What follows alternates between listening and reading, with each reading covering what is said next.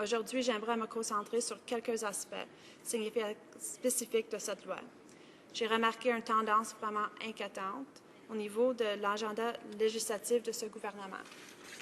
Plusieurs changements apportés récemment démontrent combien les conservateurs ignorent le besoin d'une stratégie à long terme pour nos régions. Je pense notamment à l'élimination du crédit d'impôt pour les fonds des travailleurs, la réforme de l'assurance-emploi et les coupes dans tous les services.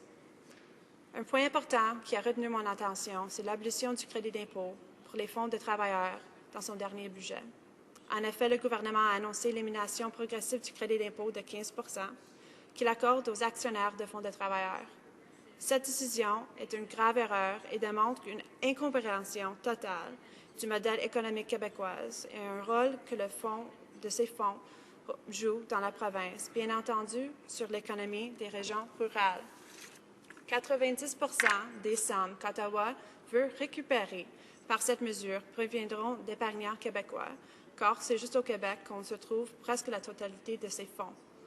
Cette décision touchera surtout la classe moyenne et sa capacité à épargner pour la retraite et privera les PME québécoises d'un soutien important à leur développement. Encore une fois, le gouvernement fait la sourde oreille, tout comme il a fait pour la réforme de l'assurance-emploi.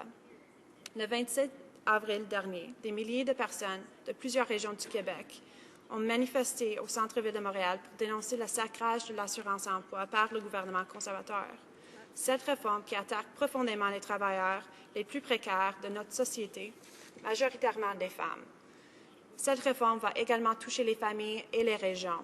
Encore une fois, malgré la manifestation, les conservateurs n'écoutent pas les Canadiens. Et je trouve ça vraiment triste et déplorable. Surtout quand je vois les familles, les travailleurs qui travaillent très fort pour arriver ou essayer de joindre les deux bouts. Cette réforme porte un coup dur à la santé économique de nos régions. Dans mon comté, des milliers de personnes occupent un travail saisonnier. Une bonne partie de l'économie dépend du travail saisonnier, notamment l'agriculture, le tourisme, la construction, la foresterie, la liste est longue. La réforme de l'assurance-emploi aura des conséquences désastreuses pour plusieurs régions. Les conservateurs n'ont pas évalué un tel impact d'une réforme. Ils refusent d'écouter les manifestants qui demandent au gouvernement de reculer.